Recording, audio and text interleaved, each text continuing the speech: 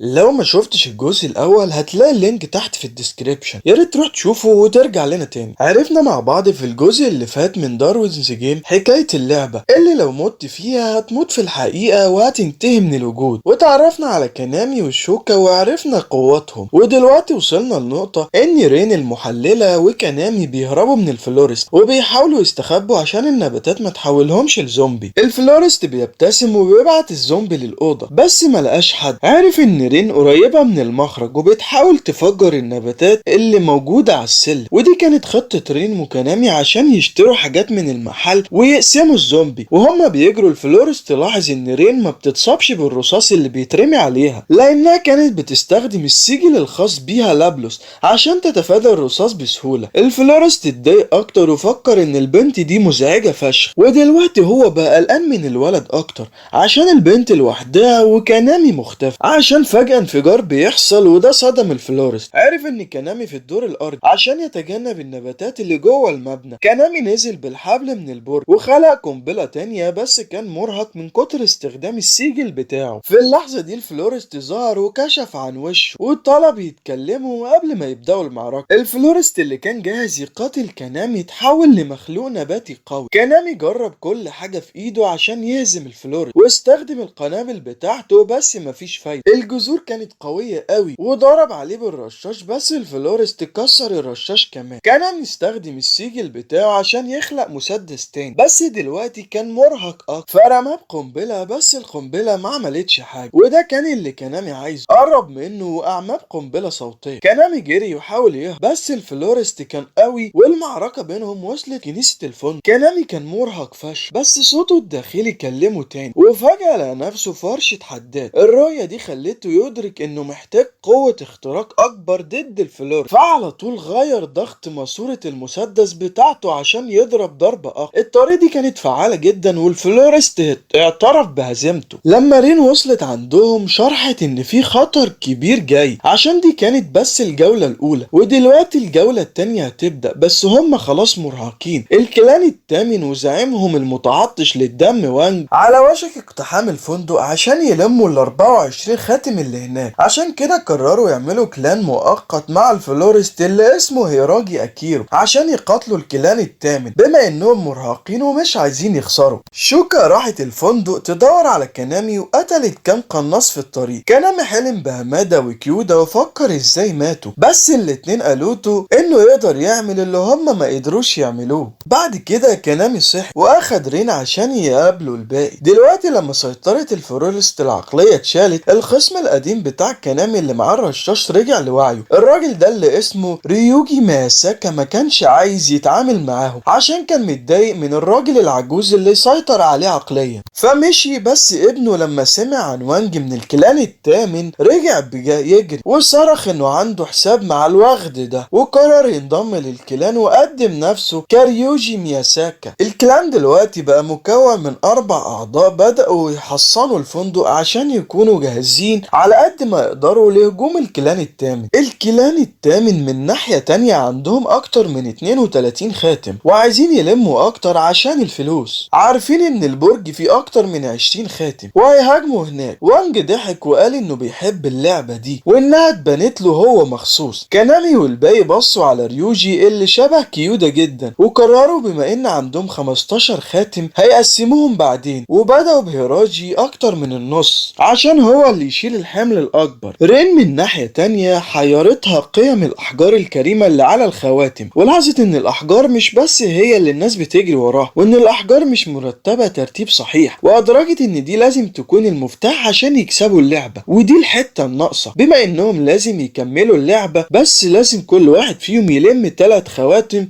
مش معناه إنهم هيكسبوا. في نفس الوقت شوكا لسه بتدور على كانامي، كانت بتتحرك في المدينة وبتقتل أي حد يقف في طريقها، بس بعدين وقعت في كمين وما قدرتش تهرب منه. وهي بتمر من محطة مترو تحت الأرض فجأة بنت صغيرة هجمتها. البنت دي اسمها سوي، قدرت تصد هجمات سلاسل شوكا بحيطة تلج. سوي لفت سلاسل شوكا في التلج وده صدم شوكا عشان ما كانتش عارفة إن في سجل زي ده. سوي قررت تخلص عليها وفي النهاية ملت القاع بمية. قبل ما تغرق شوكا بعتت استغاثة. كانامي وريوجي على طول انطلقوا عشان ينقذوا شوكا. في الطريق ناقشوا سجلاتهم، وريوجي قال لكانامي ان السجل بتاعه زبالة عشان بس بيقدر يكشف الكذب، ورين كانت بتراقبهم من فوق البرج. رين العبقرية لاحظت كودات QR غريبة فوق الخواتم، وفكرت انهم لازم يقيموا الموقف كويس عشان لسه ما يعرفوش ازاي يكسبوا اللعب. وكانامي وريوجي رايحين يقابلوا سوي في محطة المترو اللي تظاهرت انها بنت بريئة وخايفة. حتى ريوجي قال انها بريئة عشان السجل بتاعه قال انها مش بتكذب. فشافوا ان المترو مليان مية، وسوي حاولت توقفهم بس كانامي على طول نط في المية وغطس يدور على شوكة. وريوجي حاول يسأل سوي تعرف ايه، بس هي جمدت المسدس بتاعه وجريت. كانامي كان لسه بيحاول يلاقي شوكة اللي كانت بتغرق، وريوجي واجه سوي، بس شكل سوي عندها شخصيتين عشان ريوجي كانت هتضرب، بس سوي سيطرت على جسم اخوها وحاولت توقفه. هي ما كانتش موافقة على العنف وعايزاه يبطل، بس شخصية اخوها ضربت ريوجي عشان ياخد خواتم شوكة. كانامي غطس وشاف حتة تلج، استخدم المسدس عشان يضرب من خلالها، ونادى على اسم شوكة وشافها فاقدة للوعي تحت المية، فطلعها على السطح وعمل لها انعاش قلبي رئوي بفمه. ولما شوكة العبيطة رجعت لوعيها كانت مبسوطة بأول بوسة بينهم وبسيته تاني. فكانامي قال لها انهم هيرجعوا للقاعدة ويقابلوا الباقي، وقال لها ان عندهم حلفاء جدد كمان، وده خلى شوكة تغير وسألته ازاي ده حصل. ضحكت وفكرت ان فكرة الكلام بتاعتهم بتتحقق، وكمان قالت له ان السبب اللي خلاها تنضم للعبة داروين هي انها عايزة تنتقم من راجل قتل ابوها، ومش هترتاح غير لما الراجل ده يموت. وحتى كانامي قال انه عايز يلاقي اللي عمل اللعبة دي عشان يحط رصاصة في نص دماغه. في نفس الوقت ده الكلان الثامن كانوا بيعذبوا ناس بقنابل، بينما وانج بيقيم الخواتم التانية وفكر ان في حاجة اكتر في مطاردة الكنز. وبدأ الجولة التانية، وانج استدعى تعزيزات وقرر يدمر الفندق عشان ياخد الخواتم. ريوجي كان لسه مشغول مع سوي، ولما شوكا وكانامي وصلوا اخيرا لمحل البقالة شوكا واجهت سوي كمان ولقيتها لطيفة، وبما انها كانت السبب في بوسة كانامي وشوكا فهي عجبتها، وحكت لهم عن سودا شخصية اخوها التوأم، فجندوهم سوا للكلام بتاعهم.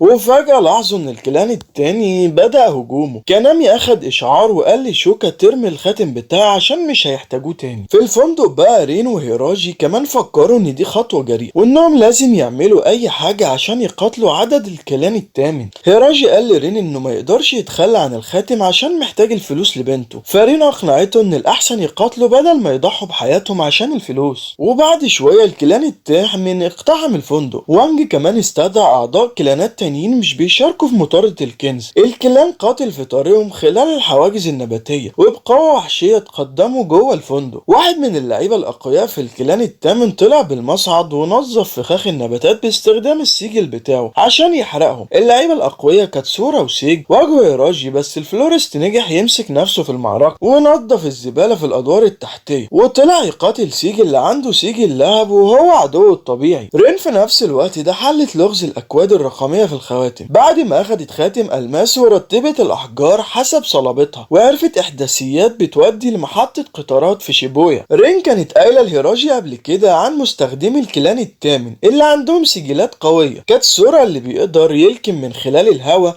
وسيجل اللي عنده سيجل لهب. وهيراجي قرر يفضل ياخد كل الخواتم. رين وصلت للمحطة وانطلقت تدور على الكنز، بس اكتشفت بسرعة انها مش الاولى. وانج شكله هو كمان فك الكود، والكلان الثامن كان خلاص في المحطة. اتفاجئت ان وانج ذكي كده. في نفس الوقت كام لاعب كانوا عايزين يهاجموا الفندق عشان ياخدوا خاتم الالماس، بس فجأة وقعوا في كمين من نادي الملاكمة. في الفندق هيراجي واجه سيج واستخدم نباتاته كحواجز، بس لاعب سيج كان سخن قوي، وفجأة كيتشي ظهر ورا هيراجي وجرحه، وسيج استغل اللحظة وطعن هيراجي في صدره. هيراجي على طول استخدم نباتاته عشان يفجر قنابل ويهرب، واستخبى وفكر ان رين كانت صح وكان لازم يستخدم الخواتم كطعم. في اللحظة دي سيج وكيتشي وصلوا هما بيضحكوا عليه. باخر قوته هيراجي خلى قلبه يفضل ينبض بنباتات السجل بتاعه، والنباتات القوية اللي نفذها في المبنى كلها خلت المبنى يتهز وينهار. هيراجي ضحك وقال ان نباتاته تقدر تحرك مباني. المبنى كله انهار وهيراجي مات للأسف، وشاف بنته في حلمه لآخر مرة. في المحطة بقى رين استخبت وسمعت ان وانج كمان ما يعرفش المكان الحقيقي، وعشان معهوش خاتم الألماس حاولت تتسلل، بس واحد من اعضاء الكلان شافها وبدأت المطاردة بينهم، فهربت منهم باستخدام الابلوس بتاعها، وفكرت انها تقدر تهرب بسهولة طالما وانج مش موجود. ففضلت تتفادى الكل بس فجأة وانج استخدم السيجل بتاعه عشان يتنقل بطريقة لابلوس بتاعة رين ما قدرتش تتوقعها. وانج نجح يمسك رين بقبضة قاسية على دراعه وحاول ينتزع منها معلومات عن الكنز، لكنها حاولت تستغل الوقت بحكاية طويلة واختلقت قصص غريبة عن التعابين والحشرات والسم. وفعلا الكلان بتاعه وصل أخيرا وخلصها من قبضة وانج باستخدام سلاسل شوكا وقنبلة صوتية. ريوجي وشوكا وسوي قتلوا الكلان الثامن بشجاعة، وكانامي أخد رين المجروحة لمكان آمن. شوكا بقى كانت بتقتل اللعيبة واحد ورا واحد، وسوي استخدمت تلجاه عشان توقف باقي أعضاء الكلان الثامن. وانج حاول يوقفهم بس ريوجي اتدخل، وكانامي ورين استخبوا وحاولوا يكتشفوا الكود النهائي عشان ينهوا اللعبة. بينما ريوجي كان بيلهي وانج خلاه بعيد عشان ما يتنقلش، بس وانج استخدم رجالته عشان يعمل إلهاء وقطع دراع ريوجي بسرعة. في نفس الوقت ده رين كانت بتفكر في نفسها وبتحسب في كل الحلول الممكنة. عملت حسابات لا نهائية وفكرت الكود هيبقى شكله عامل ازاي. الكود كان بيمثل تاريخ نشر كتاب تشارلز داروين أصل الأنواع، ولما كانامي رجع يساعد أصحابه ويقاتلوا الكلان الثامن، وانج كان خلاص قطع دراع ريوجي وكان هيقتله، بس كانامي نجح يوقفه بخدعة. ادعى انه حل اللغز ولقى مفتاح الكنز، فريوجي ما قدرش غير انه يهز دماغه وهو مش مصدق ان كانامي واثق في وانج بالسذاجة دي. كان عنده احساس ان وانج مش هيسيبهم بالسهولة دي. في دماغه ريوجي كان متخيل سيناريو انه لازم يخلص على وانج لما يكون ضعيف وما يقدرش يتنقل، بس لدهشته وانج شكله وقع في الفخ ووافق على خطة كانامي.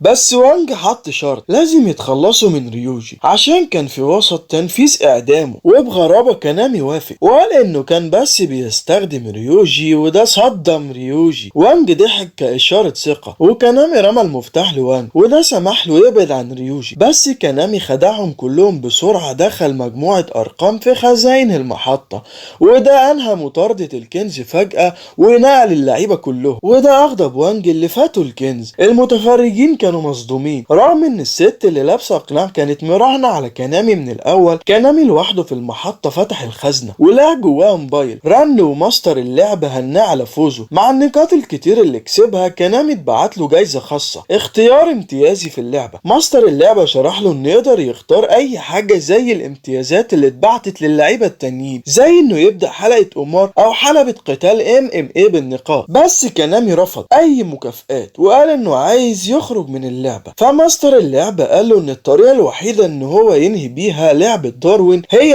اما انه يكمل اللعبة او يخلص على سيد اللعبة نفسه. كانامي اختار يسأل عن امتيازه وطلب من سيد اللعبة يكشف له اسرار السيجل بتاعه. وهنا بنوصل لنهاية الجزء الثاني من حكاية داروينز جيم. اعمل لايك واشترك في القناة واستنى معايا الجزء الثالث.